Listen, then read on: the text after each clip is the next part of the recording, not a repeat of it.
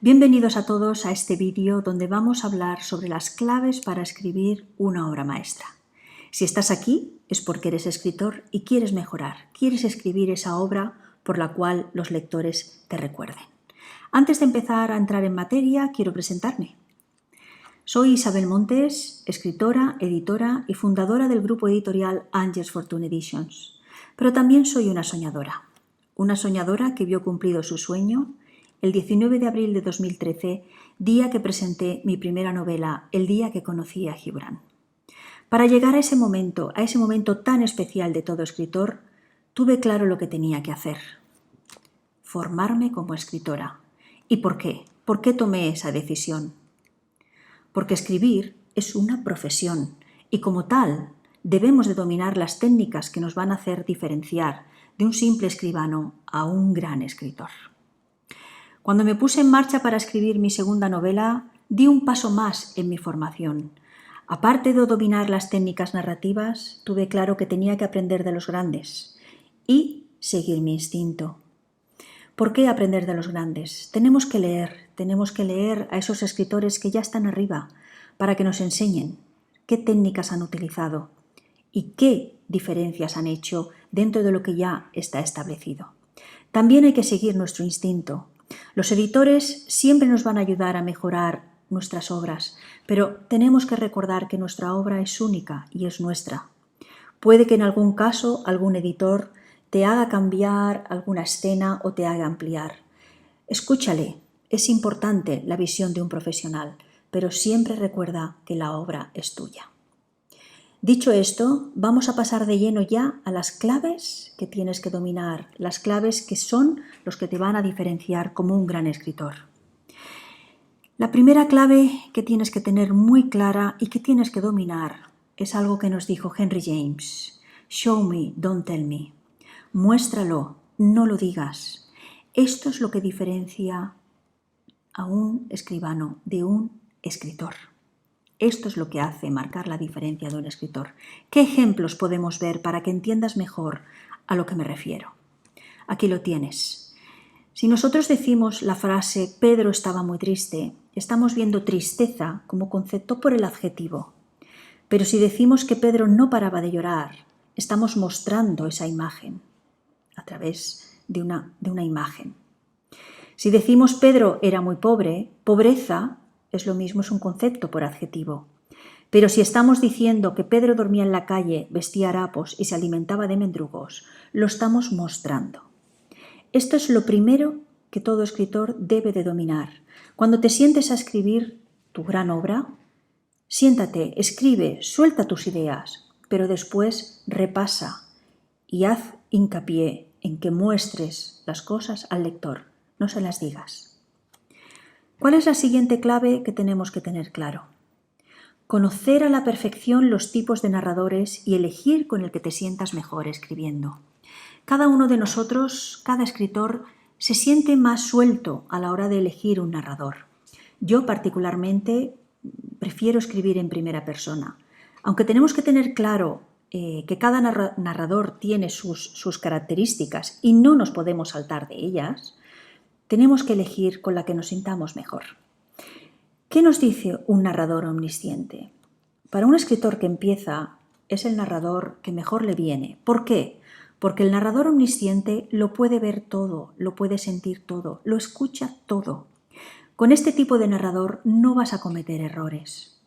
Por lo tanto, para los que empezáis, escoger un narrador omnisciente es una ventaja a la hora de no cometer errores. Una vez que ya tenemos un poquito más de soltura, nos podemos arriesgar a escribir en primera persona, siempre focalizado en uno de nuestros personajes. Puede que sea el protagonista. ¿Qué es lo que ocurre cuando elegimos un narrador en primera persona? Esta persona, este protagonista, si está en una sala, en una habitación, lo que no puede decirnos al lector es lo que está ocurriendo en la otra habitación si él no lo escucha, si él no lo ve o si a él no se lo han contado. Por lo tanto, en la primera persona nos tenemos que focalizar en ese personaje que hemos elegido y no cometer los errores de decir, pues estoy dentro de un coche aunque no oigo lo que están diciendo, narrar lo que se está diciendo al otro lado de la puerta del coche. Estos son errores que son muy fáciles de cometer si no dominamos bien las técnicas. Otro tipo de narrador es el narrador testigo. El ejemplo más claro que tenemos de este tipo de narrador es Sherlock Holmes y Dr. Watson. Aquí todas las obras narradas están escritas por un narrador testigo. Es Mr. Watson quien es el que está narrando las aventuras de Sherlock Holmes. También tenemos otro tipo de narrador que aquí ya solo los escritores ya con muchísimo bagaje, con muchísima experiencia, podemos adentrarnos a escribir con este tipo de narrador. ¿Qué es un narrador cámara? Un narrador cámara es aquel narrador que solamente puede narrar lo que está viendo, lo que está oyendo. También puede mostrarnos olores, pero no puede narrar nada que no tenga delante de sus ojos. Como ves, es fundamental que domines las técnicas de estos narradores para que elijas la que mejor se ciñe a tu obra y no te haga cometer errores. Seguimos. Una de las cosas que todo escritor debe de esforzarse por conseguir. No podemos empezar la trama de nuestra historia en el capítulo 4. Si llegamos a esa altura, el lector lo habremos perdido. Tenemos que atraparlo en la primera página. Y para ello, en esta primera página de nuestra obra, tenemos que generar como mínimo 3 preguntas al lector. Aquí os he puesto 2 ejemplos que son muy clave. Fijaros cómo empieza Crónica de una muerte anunciada de Gabriel García Márquez. El día que lo iban a matar, Santiago Nassar se levantó a las 5:30 de la madrugada para esperar el buque en que llegaba el obispo. Es simplemente una frase. Imaginaros qué preguntas estará haciendo el lector. ¿Vosotros pensáis que alguien que lee estas primeras líneas puede dejar de leer este libro? ¿Por qué? ¿Qué había hecho Santiago Nassar? ¿Por qué lo iban a matar? Esto es una clave de cómo un buen escritor engancha, coge de la mano a ese lector para que lo acompañe a lo largo de todas las páginas de su novela. Aquí os voy a poner también otro ejemplo. Este párrafo que os he puesto aquí es el primer párrafo de mi novela Gold Beach. Vamos a analizarlo con detenimiento. Mr. Young me dijo que tenía que estar más al tanto de las señales. Su tono de voz y las palmaditas que me dio en la espalda al despedirnos me hicieron recordar a mi primer padre. Desde que huí a Lichfield con una diminuta maleta, siempre me trató como si yo fuera alguien especial para él, y así era en realidad, aunque en ese momento no tuviera conciencia de ello. ¿Os habéis parado a analizar cuántas preguntas estoy generando al lector con este primer párrafo? ¿A qué señales se refiere Mr. Young? ¿Qué quiere decir con que era su primer padre? Le recordaba a su primer padre. ¿Cuántos padres ha tenido este chico? ¿Por qué huyó a Lichfield con una diminuta maleta? ¿Qué es lo que dejó atrás? ¿De qué huía? ¿Y por qué era especial? Aquí nos está diciendo que más tarde descubrirá por qué era especial para él. Un inicio así atrapa al lector. Esto es lo que tenéis que tener claro a la hora de escribir la primera página de vuestra novela. Es fundamental y es clave que generéis preguntas. Huir de empezar una novela en la que empecéis con una descripción que solamente presente un ambiente, un lugar, si no hemos generado preguntas. ¿Qué más tenemos que ver? ¿Cuáles son las siguientes claves? Escribe con el objetivo de que el lector se apasione con tu obra. ¿Cómo lo puedes conseguir? Si la frase de Henry James era la clave para convertirnos en escritor, si queremos escribir una obra maestra, la clave fundamental que debemos dominar es esta. Sin conflicto no hay historia. Esto todo escritor se lo tiene que grabar en su frente y lo tiene que tener claro. Sin conflicto no hay historia. Podemos estar describiendo años y años de la vida de un personaje, que puede ser maravilloso, podemos narrar de una forma maravillosa, pero si a ese personaje no le pasa nada, ¿por qué va a seguir leyendo nuestro lector? Va a saber que va a ser más de lo mismo. Por lo tanto, la clave es el conflicto. No podemos empezar una novela sin haber determinado cuál es el conflicto de nuestra novela. Y además de tener el conflicto principal, habrán una serie de conflictos secundarios que son los que van a dar ritmo sin parar, ritmo incesante a nuestra obra. Recuerda, sin conflicto no hay historia. Otra de las claves es que tienes que escribir pensando en jugar con tu lector. Le tienes que hacer ver que él sabe lo que va a ocurrir para después decirle que estaba equivocado. Estas son esas novelas que te dejan tan buen sabor de boca. Tenemos claro una serie, y esto lo veremos mucho en el cine, las grandes obras aquellas que dejan al espectador en la butaca quieto diciendo, madre mía, ¿cómo no me he dado cuenta? Lo mismo ocurre en literatura. Esa es la grandeza de un escritor, que sea capaz de jugar con su lector. ¿Qué ejemplos tenemos? Todos seguro que habréis visto la película El sexto sentido. Aquí claramente nos han estado dando muestras que han pasado desapercibidas hasta que al final nos hacen un flash para recordarlas todas ellas y darnos cuenta que estábamos equivocados. Lo mismo ocurrió con la película de Amenábar los otros y lo mismo ocurrió con la novela y la película adaptada Expiación de Ian McEwan. Esta novela la considero una obra maestra del engaño. ¿Por qué?